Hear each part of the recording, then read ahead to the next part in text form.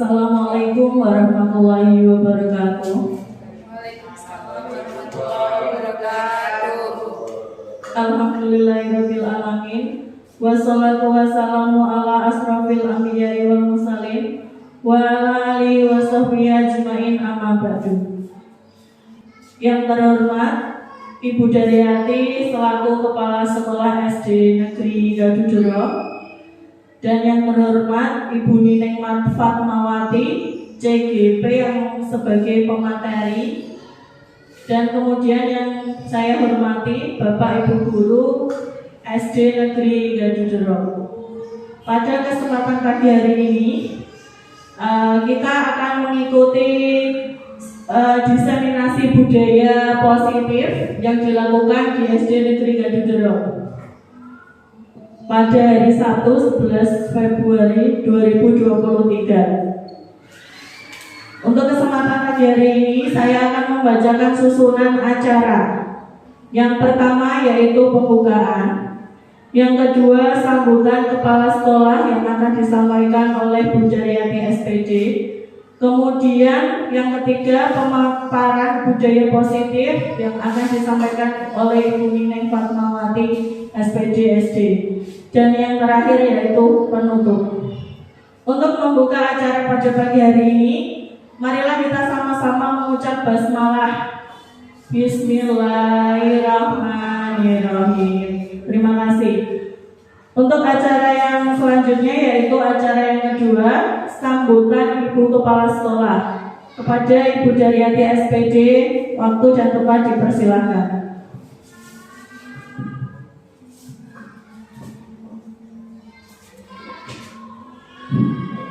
Bismillahirrahmanirrahim. Assalamualaikum warahmatullahi wabarakatuh.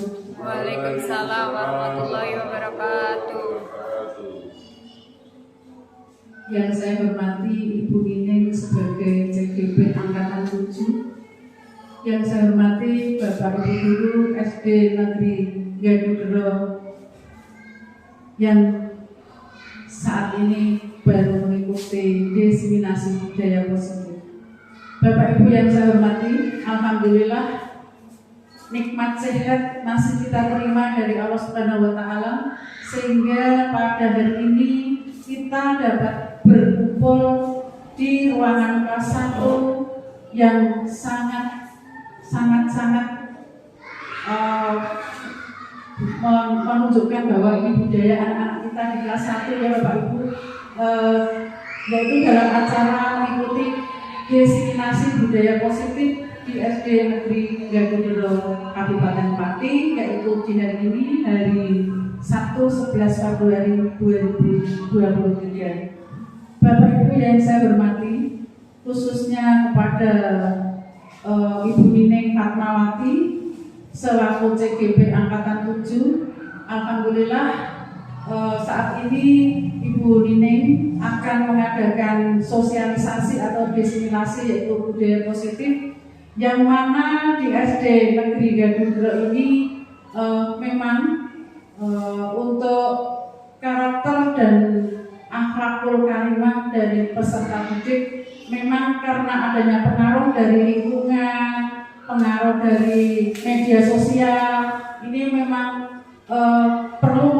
perlu mendapatkan perhatian dari kita semua. Nah, ini alhamdulillah dengan adanya acara ini, semoga saja nanti bisa membawa warga sekolah SD Negeri Gadudero, baik itu Bapak Ibu Guru maupun para peserta didik, bisa mempunyai atau berkarakter yang baik sesuai dengan profil pelajar Pancasila. Dan alhamdulillah Bu Nineng Fatmawati sudah tergerak, walaupun ini memang adalah sebagai tugas dari program CGP yang harus dilaksanakan. Ini adalah merupakan suatu gerakan spontan juga karena kita melihat kondisi dan keadaan putra-putri kami yang seperti ini di waktu-waktu seperti ini memang akhlak maupun karakternya perlu mendapatkan perhatian. Semoga nanti bisa membawa perubahan khususnya di SD Negeri Gadudro dan pada umumnya di karakter dari peserta didik di Kecamatan Sukolilo dan di Kabupaten Pati. Semoga kegiatan ini bisa membawa manfaat dan bisa mengimbas kepada Bapak Ibu guru yang lain, jadi tidak hanya pada murid kelas 1 tetapi kelas 1 sampai kelas 6 dan khususnya juga pada Bapak Ibu guru yang lain untuk mengikuti atau melaksanakan juga menerapkan juga budaya positif di murid-murid di kelas masing-masing. Kurang lebihnya terima kasih sekali lagi, semoga kegiatan ini nanti bisa bermanfaat dan bisa membawa sekolah kita yaitu SD tercinta SD Negeri Gadudro ini menjadi sekolah yang berkarakter sesuai dengan visi dan misi dari SD kami. Terima kasih, kurang lebihnya minta maaf. Assalamualaikum warahmatullahi wabarakatuh.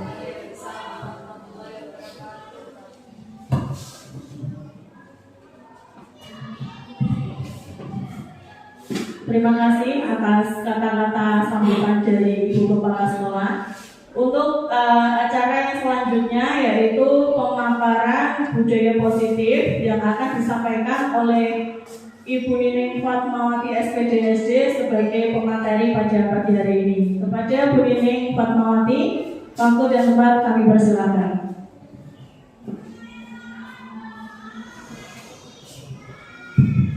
Terima kasih Bu.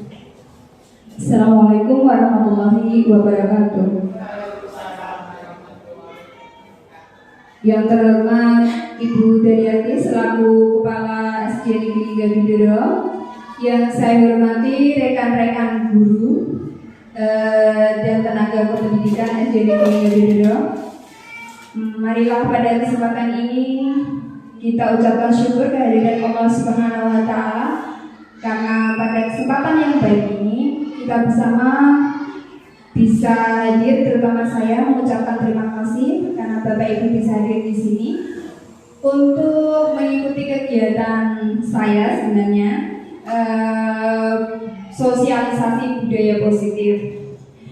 Bapak Ibu yang berbahagia, pada kesempatan ini saya akan memaparkan tentang budaya positif.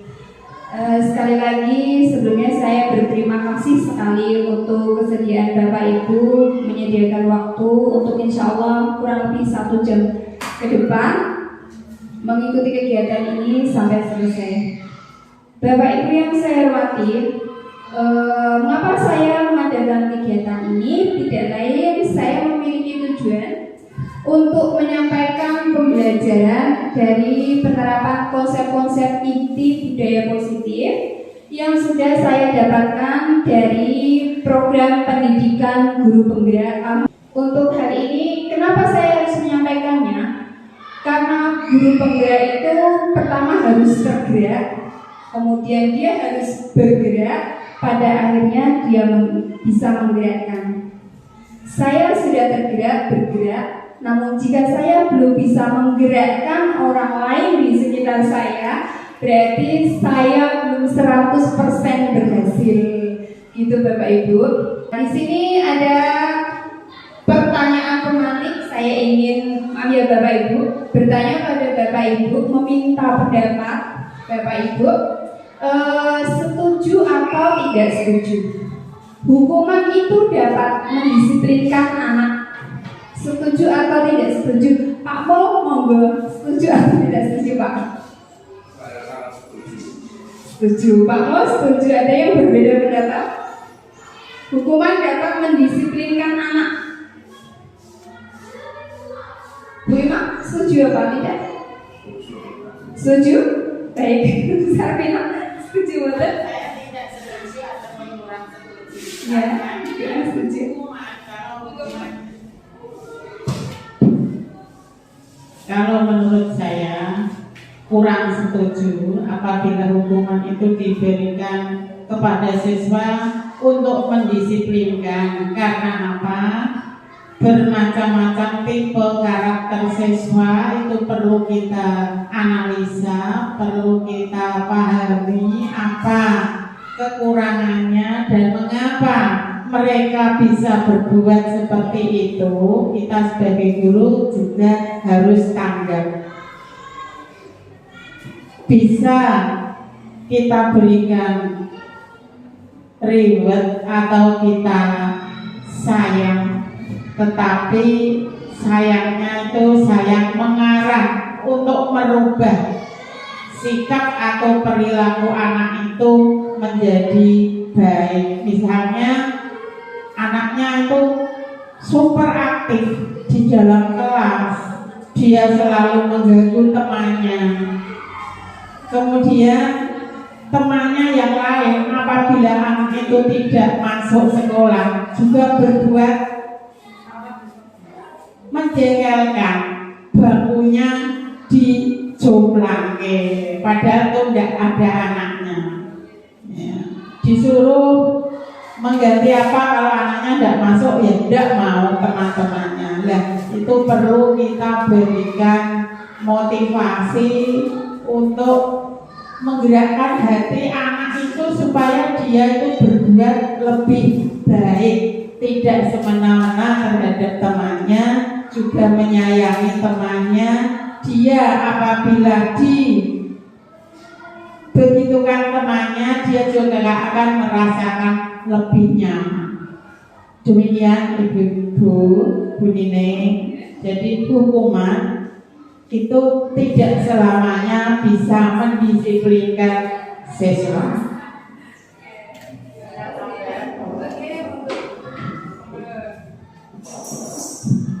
Terima kasih. Untuk mendisiplinkan anak itu guru memberikan hukuman, itu saya sendiri juga kurang setuju. Untuk mendisiplinkan siswa itu pendapat saya lebih condong ke tauladan. Jadi kita sebagai seorang guru memberikan tauladan atau memberikan contoh. Jadi anak-anak itu walaupun kita beri masukan atau kita beri saran atau nasihat, kalau kita sendiri itu tidak disiplin, anak-anak itu mau guru saja, Pak Guru saja begini, saya masa begini. Itu pendapat saya. Jadi maaf, jadi tauladanlah yang bisa anak-anak. Jadi anak-anak itu sifatnya memang meniru. Anak-anak sifatnya adalah meniru. Maka apa yang dilihat, apa yang dirasakan itu kadang-kadang anak itu suka meniru. Jadi kepengen seperti itulah. Jadi kita sebagai seorang guru, monggo untuk menurut pendapat saya ya, untuk tauladanlah yang kita perlukan. Terima kasih. Baik Ibu, terima kasih. Ternyata ada beberapa pendapat yang berbeda. Pak Mun mengatakan tidak setuju. Bisa setuju. Oh, maaf. Oke, boleh berikan alasannya Pak. Monggo Pak. Biasa biar kelihatan kok Pak. Monggo Pak. Lah kira ada bentuk gaji.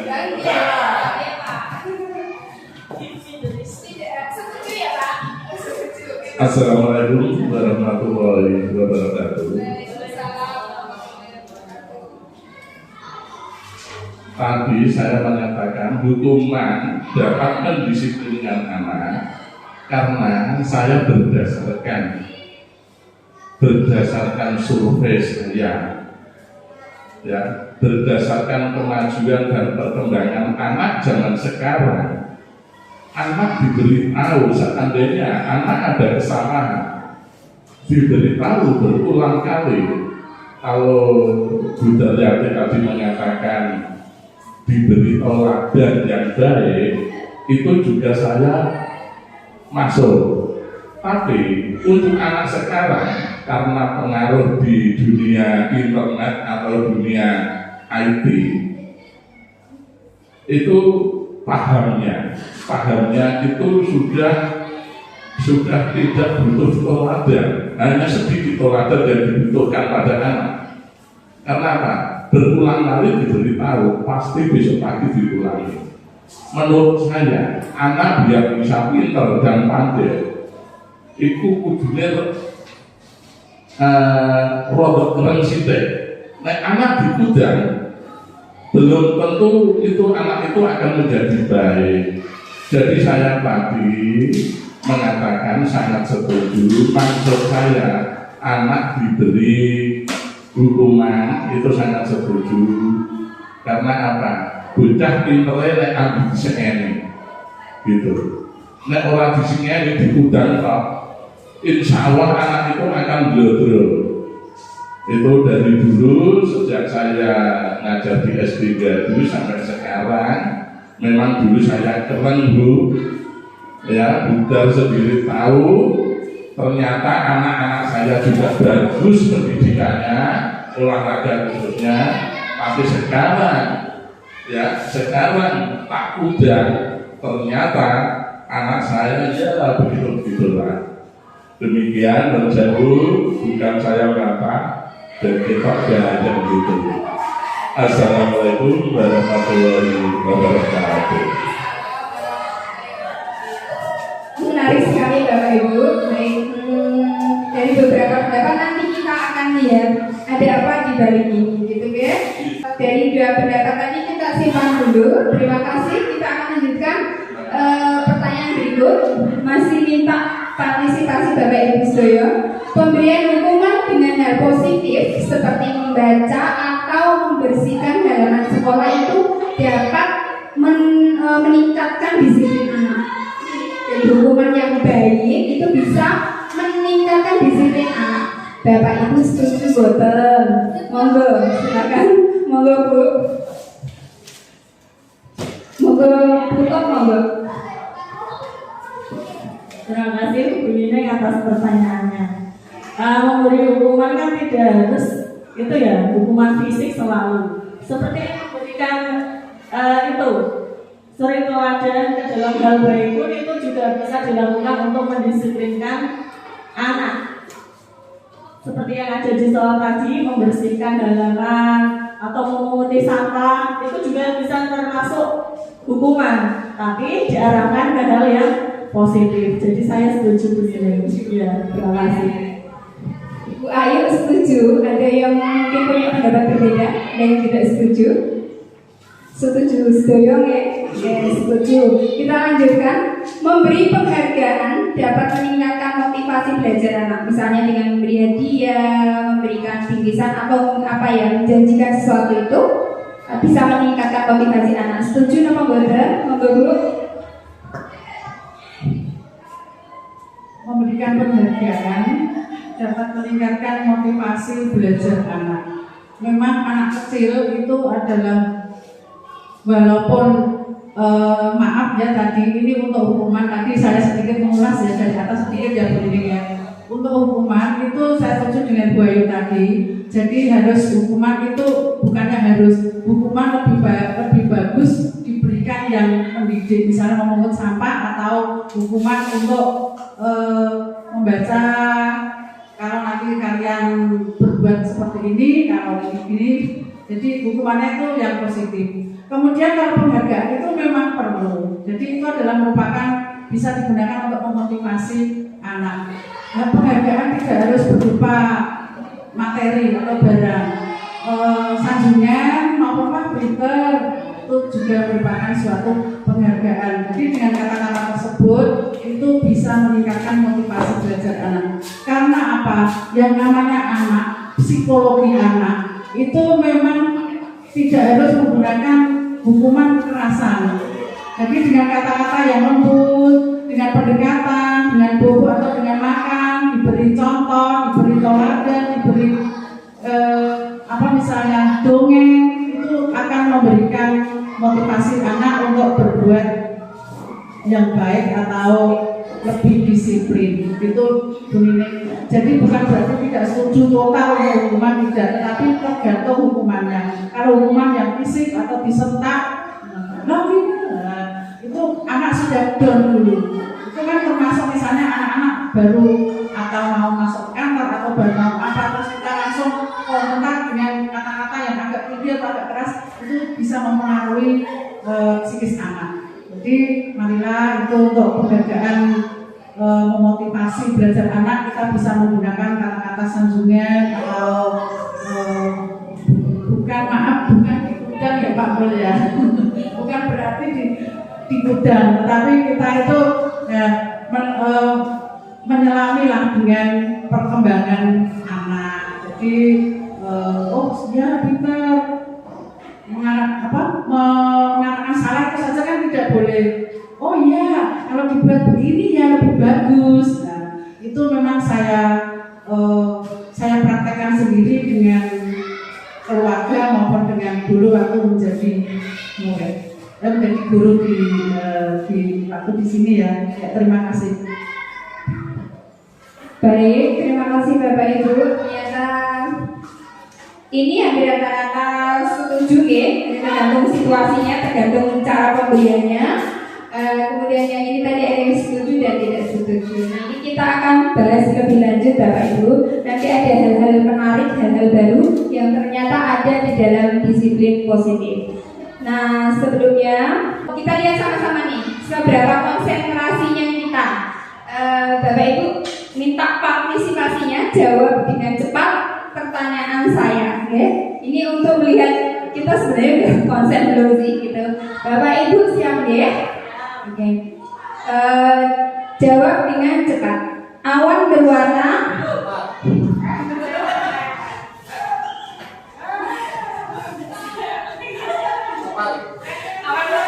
awan yang warna ya Bu. Awan yang warna. Langit berwarna awan. Oke, kita ulangi. Awan berwarna. Itu kalau mendung Bapak. Awan normal. Anak kita lagi ya. Jawab dengan cepat, maksudnya saya sekolah. Jawab dengan benar dan cepat. Jawab dengan benar dan cepat. Ini salah satu contoh murid yang luar biasa. Oke, awan berwarna, kertas berwarna, tisu berwarna, sapi minumnya. Nah, berarti yang sudah jawab air itu fokus. Wah, ini masih jawab susu. Jadi sapi minum apa Bu? Oke, satu lagi ya Bu.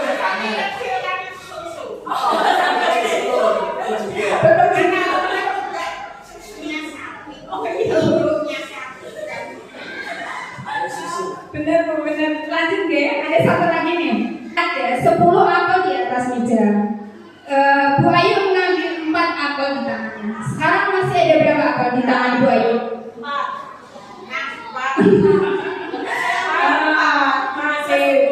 Oke, berarti yang jawab 4 konsentrasinya tinggi. Jadi saya tanya 10 apel di meja, diambil Bu Ayu 4. Sekarang yang di tangan Bu Ayu masih berapa apel?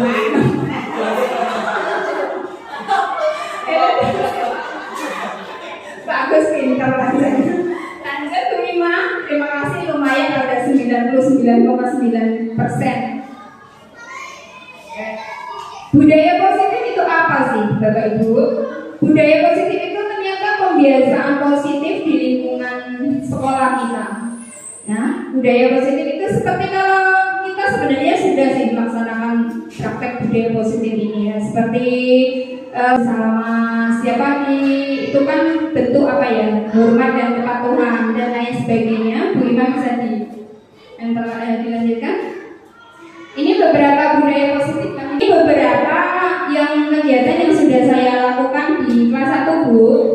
Itu tunjuk tangan sebelum bicara, dan di situ juga saya selalu menekankan ke anak-anak jangan memotong pembicaraan orang lain. Tunjuk tangan sebelum bicara. Jadi anak-anak kalau mau jawab nggak rebutan.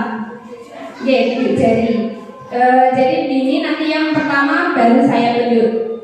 Itu pengalaman saya membutuhkan demonstrasi berulang-ulang. Walaupun udah saya sampaikan begitu, besok diulang lagi rebutan jawab. Tapi selalu saya ingatkan dan saya ulangi, jika mau bicara harus tunjuk tangan dulu. Kemudian ini budaya mengantri sebenarnya sudah kita laksanakan juga ya di kelas-kelas lain, termasuk untuk mengantri minta nilai dari saya. Kemudian ada di gambar terakhir itu dari sebelum masuk sekolah.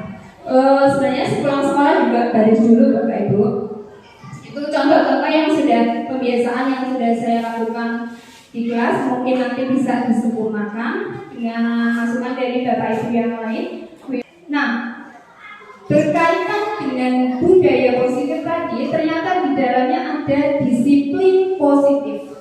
Nah, disiplin positif ini tidak terlepas dari beberapa hal, di antaranya ini Bapak Ibu, didasari dengan beberapa hal yang ada di layar. Ada di sana semua ada teori motivasi. Teori motivasi ya. Teori motivasi itu semua perilaku itu memiliki tujuan. Nah, itu di teori motivasi. Kenapa anak-anak suka nakal, suka bertengkar dan lain sebagainya? Mereka itu punya tujuan, punya alasan. Nah, pertama biasanya kalau masalah disiplin nih, contohnya apa? Kasih contoh satu misalnya, mengapa anak-anak harus selalu datang tepat waktu? Disiplin kan ya. Nah di situ kenapa dia datang tepat waktu? Motivasinya bisa jadi untuk menghindari hukuman. Masuknya telat, bisa jadi dihukum dan dikasih masuk bayu, bisa jadi misalnya contoh yang bayu ya. Kemudian bisa juga untuk mendapatkan imbalan, misalnya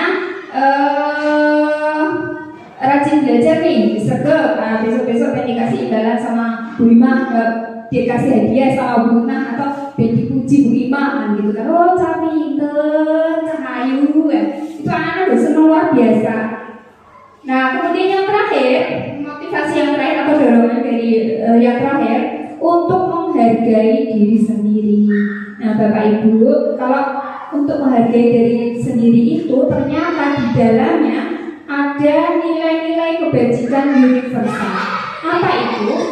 Itu kalau sekarang itu dalam profil pelajar Pancasila ya, profil pelajar Pancasila. Jadi anak harus mandiri, kreatif, kemudian kritis, beriman dan bertakwa dan sebagainya.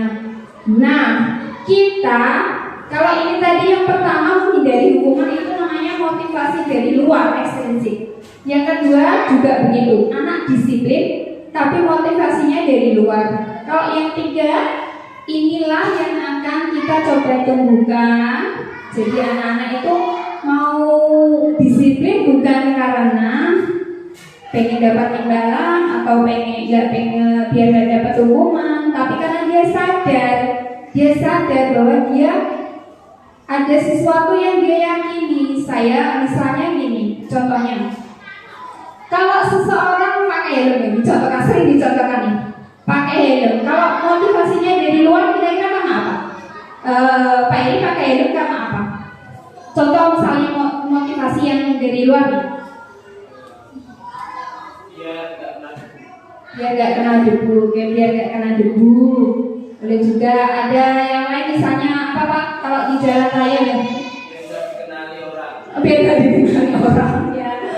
Benar itu, benar mungkin ada sana ya Pak. Biar tidak difoto Pak Polisi. Biar nggak difoto Pak Polisi. Oh iya, oh nggak dikenali gitu ya Pak, nggak difoto. Oh difoto. Oh gitu. Oke berarti biar nggak ditilang ya Pak. Betul Pak. Oke. Itu tadi contoh motivasi yang dari luar. Sebenarnya lebih dari itu. Motivasi yang akan kita temukan di anak itu karena apa coba? Kalau contohnya tadi, benek misalnya sobek-sobek awak kok, alhamdulillah, misal sobek-sobek awak tiba, nah kan jangan sakit, nggak cedera, selamatan gitu. Itu yang nanti akan kita temukan di diri anak-anak. Bapak Ibu saya lanjutkan. Ada lagi berikutnya yang terkait disiplin positif itu 5 posisi kontrol. 5 posisi kontrol ya. Jadi selama ini sadar tidak sadar kita ya Bu Ima sebagai guru itu ada di posisi 5 posisi itu bergantian. Kadang kita sebagai penghukum, kemudian pembuat rasa bersalah, sebagai teman, sebagai pemantau dan manajer. Nah itu nanti kita akan bahas lebih lanjut. Nah ini Bapak Ibu, kalau yang diharapkan di disiplin positif, nanti kita akan menempati posisi kontrol yang kelima ini. Diharapkan kita bisa jadi manajer. Seperti apa itu nanti kita akan bahas lebih lanjut. Kemudian yang di sana, mengapa anak-anak tadi melakukan hal baik atau melakukan hal buruk? Ternyata anak-anak, setiap manusia, bukan hanya anak-anak, itu mempunyai 5 kebutuhan dasar. Setiap perbuatan baik atau buruk itu didasari dengan 5 alasan itu. 1, untuk bertahan hidup. 2, untuk penguasaan. 3, kasih sayang, karena dia butuh kasih sayang, rasa diterima. Kemudian ada kesenangan dan kebebasan. Biasanya kalau yang terjadi peristiwa tadi, ada murid kita yang senangannya ganggu teman yang lain, itu mungkin dia butuh kasih sayang, atau mungkin dia sebenarnya butuh penguasaan, atau kalau dia cuma iseng-iseng lah, dia butuh kesenangan saja untuk memenuhi kebutuhan dasarnya. Setiap tindakan itu bisa jadi hanya karena satu alasan, karena butuh kesenangan atau lebih, atau bahkan 5-5-nya. Kasihan banget ya Bapak Ibu ya. Yo butuh kasih sayang, yo butuh kesenangan dan lain sebagainya. Itu yang perlu. Gimana Pak? Saya banyak itu ya, 5-5. Oh. Apa Pak yang butuh kasih sayang bukan? Apa yang butuh kebebasan? Oh, butuh kasih sayang.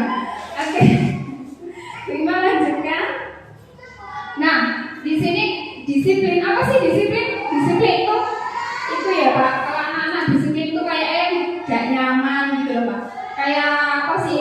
Mendengar kata disiplin saja kan ya. Di dalam budaya kita itu sudah berubah memang. Sesuatu yang dilakukan seseorang pada orang lain untuk mendapatkan kepatuhan. Itu kudunya disiplin. Disiplin berarti patuh gitu kan. Tidak nyaman gitu. Motivasi intrinsik. Nah, di sini yang akan saya sampaikan ke Bapak Ibu. Anak-anak bisa memiliki motivasi dari dalam jika dia menyadari dalam dirinya ini punya nilai kebajikan. Setiap orang itu punya. Nah, dalam profil pelajar Pancasila ini yang sudah saya sampaikan tadi Bapak Ibu, ada berakhlak beriman bertakwa dan seterusnya. Kemudian kita lanjutkan untuk yang kedua sudah saya sampaikan tadi, dan yang terakhir, nah ini yang akan kita terapkan. Untuk menghargai diri sendiri. Jadi setiap tindakan yang kita lakukan itu baik, yang semuanya itu bertujuan untuk menghargai diri sendiri. Saya akan menjadi orang yang seperti apa bila saya melakukannya. Itu PR kita bersama supaya murid-murid kita memiliki motivasi itu. Jangan karena hukuman dan lain sebagainya yang berasal dari luar. Kita harus menekankan yang ketiga ini Bapak Ibu. Motivasi dari dalam diri. Saya ingin ini seperti yang disampaikan Bu Zamila tadi, memberikan modal seperti apa saya ini mau jadi anak baik atau anak tidak baik, anak harus mengerti itu. Nah, di sini juga di awal tadi ya Pak Monde, hukuman itu setuju atau tidak Pak Mon? Setuju mendisiplinkan anak. Kemudian nanti kita akan bahas dihukum oleh penghargaan. Tadi juga ada memberi reward gitu kan. Kadang kita sering ya Bapak Ibu memberi reward ke anak-anak. Itu sebenarnya bagus tidak? Ternyata penghargaan itu sendiri menghukum anak. Penghargaan itu menghukum anak. Maksudnya gimana? Jika kita menjadikan sebuah penghargaan, ternyata anak-anak nanti jika dia tidak mendapatkan, maka dia akan merasa dihukum. Dia akan merasa dihukum.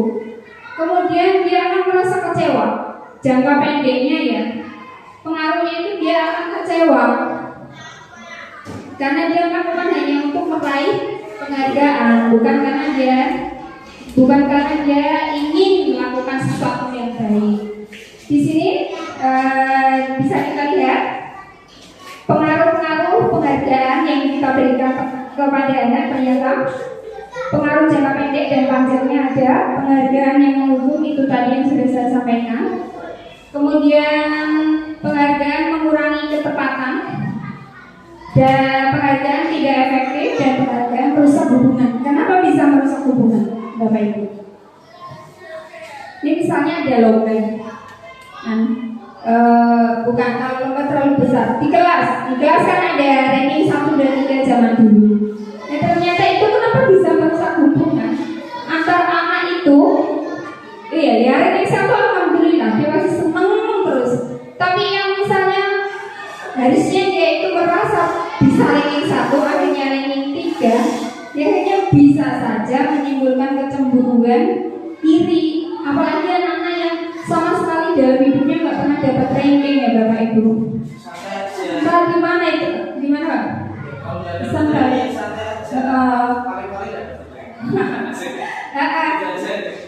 Iya ada alhamdulillah kalau menjadi terbiasa dan membiasakan diri untuk tidak berprestasi. Kalau yang juara nanti ya itu aja. Gitu akhirnya ada itu ya Pak. Salah-salah anak-anak jadi megah-megahan. Oke, kita paling-paling aku yo nek iso wancen aku ora tau iso gitu kan. Apalagi kalau biasanya kan gini cenderung anak-anak sing berprestasi itu lebih dekat ke guru-gurunya biasanya kan sering disapa, sering apa, sementara sing gak iso ngomong, gak pernah bisa nggarap. Biasanya itu malah belas bono borang yang kelas gurunya lo gak tahu gitu. Nah itu kalau nggak di sini sih di sana-sana mungkin sekarang ya juga nggak ada. Baik, ternyata Bapak Ibu baik hukuman maupun penghargaan itu sama sekali tidak kurang efektif. Mau dihukum ataupun dikasih libur, ternyata dalam budaya positif ini itu bukan langkah yang tepat, untuk membentuk karakter anak.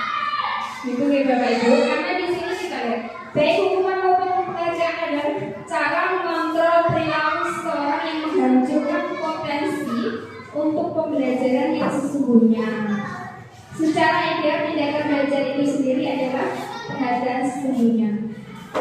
Itu tadi. Jadi hukuman ataupun penghargaan ternyata selama ini hal-hal yang saya sendiri juga masih merasa itu kadang cocok, ternyata itu kurang tepat. Dalam budaya positif ini ada hal yang lebih tepat untuk mendisiplinkan anak atau untuk menciptakan budaya positif. Nah, di sini perbedaan hukuman dan konsekuensi ini ada istilah hukuman, ada istilah konsekuensi. Hukuman itu seperti ini Pak Pol. Hukuman itu sesuatu yang menyakitkan harus terjadi. Bisa fisik, bisa kata-kata, bisa kalimat. Tapi jika konsekuensi, sesuatu itu harus terjadi. Itu perbedaannya. Kemudian, hukuman membuat anak sakit, baik fisik maupun hati untuk jangka waktu lama. Mungkin kita nggak sadar. Boleh cerita Bapak Ibu, saya itu dulu waktu kelas 2 SD, Bapak guru saya sudah almarhum. Saya itu cengeng dari kecil. Cengeng ini saya dapatkan dari Bapak itu Bu. Dulu saya kelas 2 SD itu dapat misalnya tiap hari dapat 100, tiba-tiba saya dapat 50 atau mau saya nangis. Misalnya ada teman aku pokoknya cuengeng, nah saya itu dipanggil bilong Bu. Oke, kuancanya bilong apa gobeng. Nah, saya itu selama setahun dipanggil bilong. Iya, sampai sekarang masih ingat aja kejadian itu pada kelas 2 SD saya. Itu efeknya luar biasa. Padahal cuma bapak yang mengucapkan udah lupa, tapi saya masih ingat kayak bilong. Dengan kata bilong itu jadi ingat Pak itu. Oh iya Bu. Iya. Makanya saya ingin sampaikan itu tadi. Sekali makan selama iya, selama itu. Iya, Bu. Nah, saya lanjutkan ya Bapak Ibu. Anak itu membenci kedisiplinan. Jujur kita juga pernah jadi anak buat. Ini kan ngono-ngono gitu kan. Identik dengan aturan yang tidak nyaman. Nah, kalau di konsekuensi itu ada anak itu menghargai disiplin. Kemudian hukuman itu sebuah paksaan. Kalau konsekuensi stimulus atau paksaan. Saya lanjutkan hukum hukuman mendorong anak menyakiti diri sendiri, sedangkan di konsekuensi itu mendorong anak agar mudah menyesuaikan diri. Hukuman konsep diri yang buruk. Konsep diri yang buruk. Kalau di konsekuensi konsep diri yang baik. Bapak Ibu, apa beda konsekuensi dan hukuman? Kalau hukuman itu ternyata di budaya positif yang sudah saya baca seperti ini. Hukuman itu bersifat satu arah dari saya saja.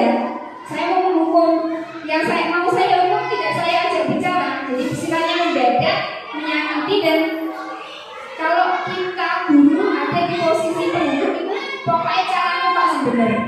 Caraku pasti bisa mendisiplinkan anak. Aku gak perlu ngomong sama anak bapak. Maunya saya hukum, saya disiplinkan. Gitu. Kalau penghukum seperti itu. Tapi kalau di konsekuensi diomongke dulu sama anak.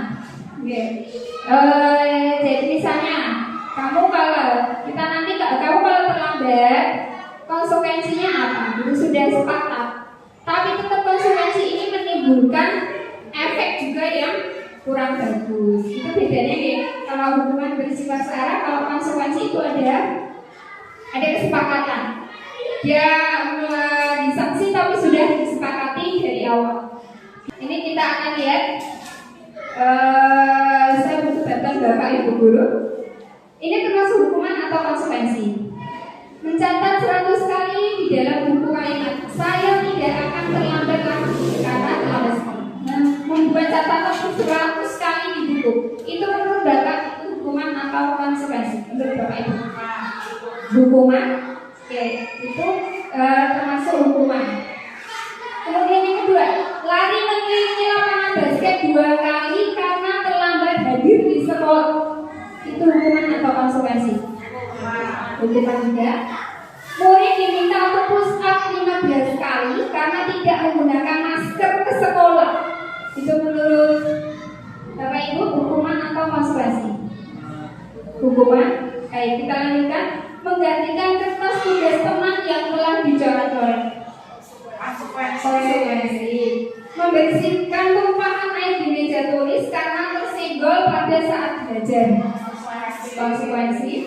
Murid disuruh untuk mengenakan sepatu seharian di sekolah karena tidak menggunakan sepatu hitam. Mungkin ini melepas sepatu seharian di sekolah karena tidak memakai sepatu hitam. Itu hukuman atau konsekuensi Bapak Ibu?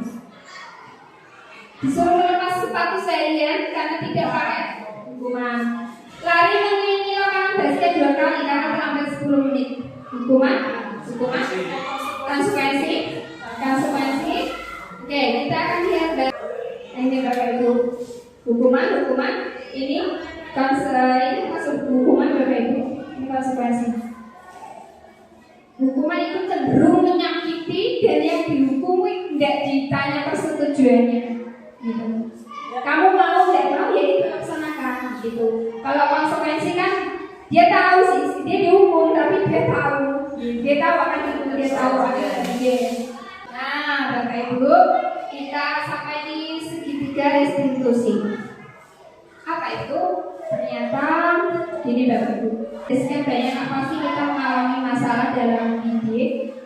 Diharapkan kita sebagai guru ini kita ada di posisi kontrol manajer, ya. Jadi diusahakan kita tidak menghukum anak, tapi kita pakai segitiga restitusi. Nah, di sini segitiga restitusi itu dia akan memperbaiki kesalahan mereka. Dia harus tahu tindakannya itu salah. Dia harus sadar, dia harus ngerti kalau itu salah. Dia harus ngerti dulu. Kemudian kita harus memvalidasi tindakannya itu. Jadi normal. Manusia berbuat salah itu normal gitu. Tidak cuma dia, semua orang berbuat salah. Misalnya seperti itu. Kemudian yang terakhir, ini nanti solusi dari masalahnya itu didapat dari anak-anak. Kita hanya sebagai manajer. Caranya nanti di sini Bapak Ibu menstabilkan identitas, memvalidasi tindakan yang salah, dan yang terakhir menanyakan keyakinan kelas. Nah, keyakinan kelas ini diharapkan setiap guru yang mengajak muridnya membuat keyakinan kelas. Kalau dulu Pak Agus sudah pernah ya, pendahulu kami, ya guru penggerak itu di anak tempat ya Pak. Nah, membuat keyakinan kelas. Jadi nanti diharapkan tidak cuma saya, tapi Bu Iman juga, Bu Ayu juga, generasi muda. Keyakinan kelas itu beda dengan peraturan ya Bu Iman ya. Kalau keyakinan kelas itu anak-anak yang buat, guru cuma memfasilitasi itu. Jadi dibuat dengan kesadaran mereka. Kita lanjutkan. Ini langkah-langkah segitiga resolusi jika anak mengalami masalah. Pertama kita harus menstabilkan identitasnya dulu. Salah, otomatis dia salah, dikucilkan temannya kan gitu. Kita harus menstabilkan identitasnya dulu gitu. Dengan seperti ini, setiap orang pasti pernah melakukan kesalahan. Kamu bukan satu-satunya yang pernah melakukan ini, gitu kan? Ya jangan merasa berkecil hati. Kemudian langkah kedua, validasi tindakan yang salah. Misalnya dengan kalimat, kamu tentunya punya alasan mengapa kamu melakukan hal itu. Misalnya seperti kasus saya, kasus anak-anak saya kan sering seperti itu. Ujuk-ujuk, bukti kancane itu ada. Ini akal sekarang sudah sembuh. Yang perlu kita lakukan itu Bapak Ibu. Atau dengan kalimat ini, adakah cara yang lebih efektif untuk mendapatkan apa yang kamu butuhkan? Misalnya tidak dengan bebas misalnya. Dan yang terakhir, kita kembalikan ke keyakinan kelas yang sudah disepakati bersama. Baik, menstabilkan identitas. Nah, ini bisa kita gunakan contoh-contoh kalimat ini. Jika kita menghadapi masalah, kita akan mempraktekkan segitiga restitusi. Maka pertama yang kita lakukan itu menstabilkan identitas dulu. Misalnya dengan seperti ini, berbuat salah itu hal yang manusiawi. Kalau dengan tidak ada manusia yang sempurna. Bapak Ibu juga pernah berbuat salah. Intinya tuh itu tadi perasaan kecil hati dan hilang dulu, stabilkan dulu. Itu yang pertama. Jadi tidak mendadak gawe aku macam yang mau itu kan dari yang kowe meneh gitu kan. Ternyata harus menstabilkan. Kita stabilkan identitasnya dulu agar nanti kita bisa ajak ngomong.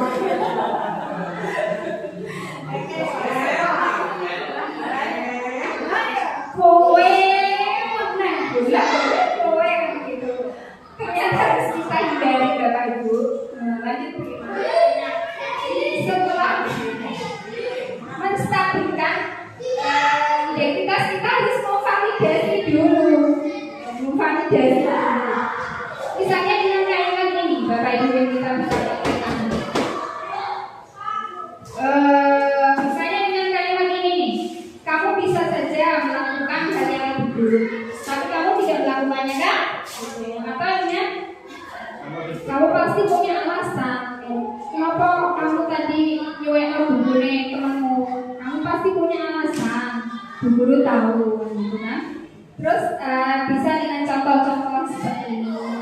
Oke Bapak Ibu, ini contoh-contoh yang kalimat yang bisa kita gunakan. Memvalidasi kebutuhan anak jika anak melakukan kesalahan. Ini menanyakan keyakinan. Tapi kalau kita belum praktek ini belum bisa. Nanti diharapkan tidak cuma saya, tapi satu sekolah dari kelas 1 sampai kelas 6 buat keyakinan kelas. Kalau sudah distabilkan, divalidasi tadi tindakannya, kita akan menanyakan keyakinan kelas yang sudah dibuat bersama. Misalnya, kita bisa mencontoh kalimat-kalimat ini Bapak Ibu ya. Apa sih nilai yang kita percaya di kelas? Keyakinan kelas kita apa? Kalau misalnya ada anak berantem, nah kita kan udah buat keyakinan kelas kemarin. Kamu ingat apa? Misalnya kan dengan salingnya ini Bu. Nah, kalau saling itu udah sepakat kan untuk saling menyayangi. Nah kalau kamu bertengkar itu menurutmu itu menyayangi teman enggak? Dia kan jawab kan? Enggak Bu. Kecuali yang istimewa itu mungkin ya. Tanggung jawab dengan jawabannya berbeda. Itu jadi kita tanyakan ke keyakinan kelas yang sudah kita buat bersama dengan anak-anak. Ini ciri-ciri restitusi.